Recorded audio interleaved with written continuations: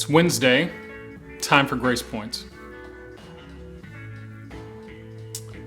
So it's pretty early, still dark outside. And the question that I have for you today is, what do you do in the dark? What do you do in the dark periods of your life? I know for many of us, getting up early in the morning in the dark, it's time to reflect. It's a time to plan for the day, time to get everything together, get your mind right. But for many of us, for a lot of others, the dark is a difficult time. We always refer to all of the painful times in our lives as the dark periods of our lives, the times where we couldn't seem to see our way to the other side.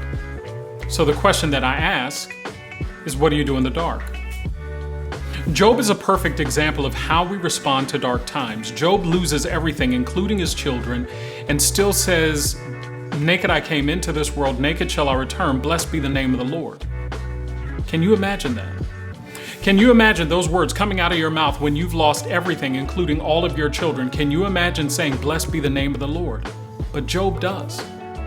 Because Job exhibits a behavior that all of us have to adopt. Job shows trust. Job believes in the exhaustive sovereignty of God, that God sees him, that he's not alone, he hasn't been overlooked, that God isn't ignoring him. Job trusts that God sees him, that he's watching over him. Doubt is the idea that somehow God has overlooked you, or that God is ignoring you, or that it won't happen. But Job believes, Job trusts, he has faith, even when his circumstances don't reflect his belief. Job trusts. Job trusted God in the areas of our lives that we have to learn that are important. Job trusted God when it came to personal loss. All of us are attached to things. We have things that partially define who we are. I'm not necessarily attached to stuff, but I'm attached to my family. If I lost one of them, it would fundamentally change who I am. I don't know what I would do. I don't know how I would respond. But Job responded with trust. In personal loss, he trusted. I don't know what you've lost. It could be a family member, it could be money, friends, relationships. But how did you respond? Job trusted not only in times of personal loss, but he trusted in times of personal affliction. It wasn't about what he lost a long time ago. Job trusted God even with what he was going through at the present. Job's body is now covered with boils. His wife tells him, "Curse God and die." His so-called friends are useless and say, "Job, you must have done something for God to treat you this way." And Job still trusted God in personal affliction. And I don't know what you're going through, but you have to learn to trust God even in the midst of the circumstance you're in right now, whether it's going through a divorce or going through a difficult time with your kids, going through a difficult time with your lives, your body, your health. Trust God.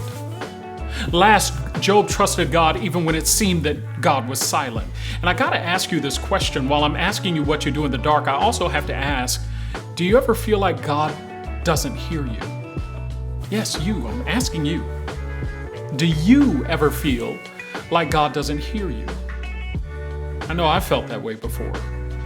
But I want to confirm something for you, that God indeed does hear you. He's always listening. In fact, when God seems silent, he's always present. I want you to get this thing, for those of you that missed it.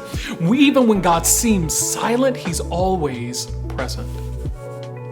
You've got to learn to trust him. Learn to believe that God sees you. Trust him in personal loss and times of personal affliction, even when heaven seems silent. And at the end of it, the Bible says that God opened up the windows of heaven and poured out blessings that Job didn't have room to receive. In Job chapter 13, verse 15, Job's declaration is one of trust, and I want you to declare this over your life today. "Though he slay me, yet will I trust in him, but I will maintain my own way before him." Though he slay me, trust. Trust in the sovereignty of God. And even in the dark, sometimes the best thing to do is rest. Rest in the notion that God sees you. Why? Because he loves you. Anyway, you've got a whole day ahead of you. This is Grace Points. God bless you.